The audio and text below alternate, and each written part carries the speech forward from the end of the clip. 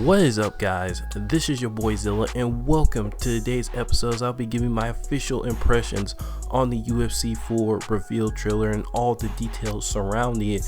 But before I do that, please hit that subscribe button, also hit the notification bell so you get notified every time I make a video. So guys, let's get in this because this trailer was positively lit.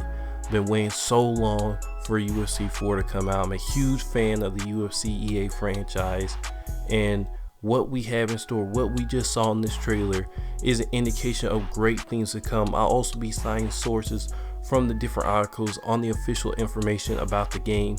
And the first thing I want to talk about is the first thing we see in the trailer: backyard fighting. I never knew I want this out of a UFC game, because this is actually pretty dope. It's kind of like Stand and Bang, but just with an added element.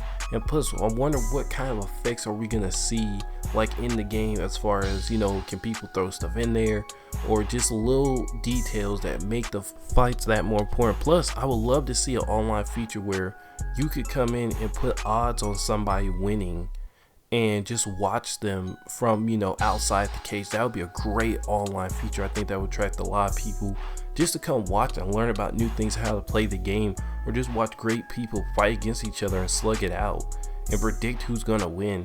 I mean, that would be a great online feature that would just keep me coming back.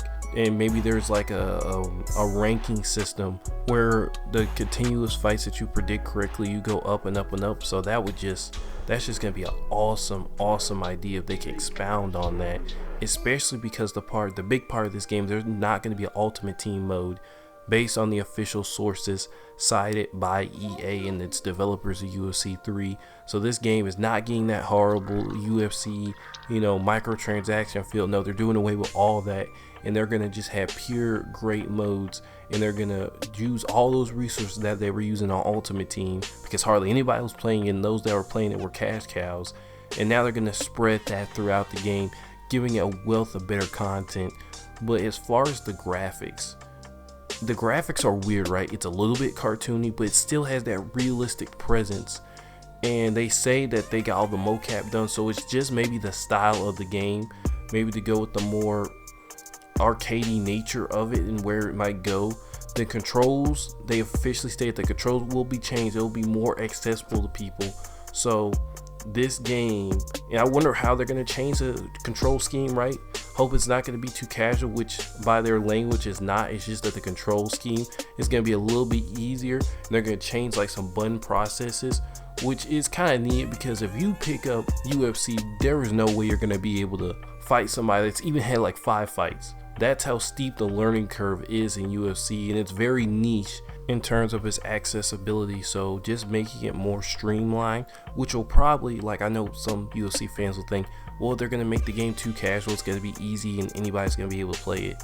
I think the way they're going to go about it, because the way it looks, is going to have the same striking system as UFC 3 with some minor improvements, but I think they're just going to make the controls easier, which in turn, if it makes it easier for us, then we're just going to get better with the controls, because it's going to be more advantageous for us than the casual gamer. So if you're a hardcore UFC fight fan, so just don't worry, because I think that's how it's all going to play out.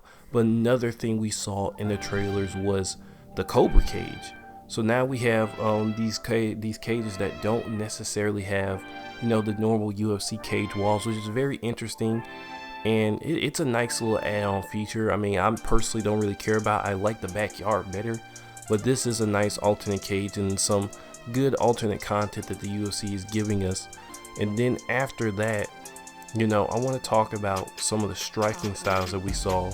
So in the striking system now, it looks like it's going to be more consistent with the hits, because the developers were talking about in this particular article that the striking system is not going to be as randomized as it was in UFC 3, and punches will be more impactful. So get ready for that. It'll be more impactful than it was in UFC 3. And then on top of that, there's going to be more animations. So if you're a ground person, we all know the ground system in UFC 3 and 2 were very, very questionable, because there were really enough transitions that made the game, you know, good, in a sense of, if you were a good ground person, there was one good way to take somebody to ground, that was the ankle pick. and there's not really a lot of other animations, so they had to overpower the ankle pick animation. So more animations and takedowns, and not necessarily the takedown spots, but just the transitions to get to the takedown, and maybe a little bit of extra spots, not two, maybe 3 more holds, will do this game a lot of justice. And I think they can depower the different takedowns for a more variety of style of takedowns, which will test your knowledge as a UFC player. So then I also want to get to the DLC characters that are going to be in the pre-order bonus for UFC 4, which will be Anthony Joshua and Tyson Fury. And the only question I have, I love this package, I love everything, but where is Deontay Wilder?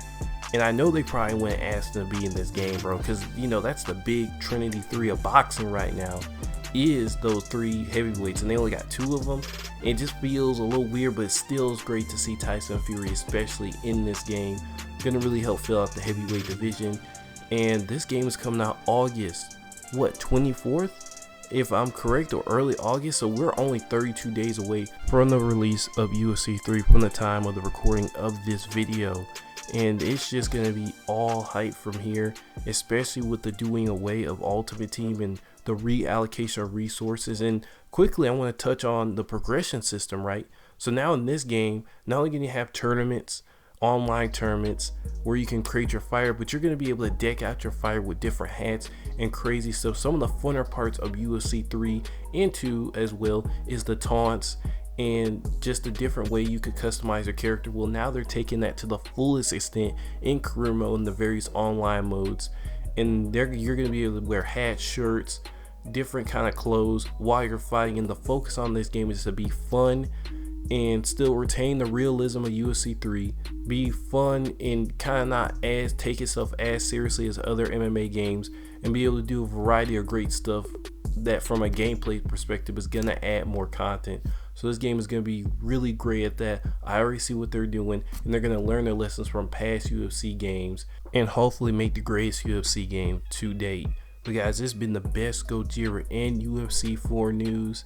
Signing out, guys. Y'all also subscribe so y'all can get my dream wish list for UFC 4, and I will see you guys next time.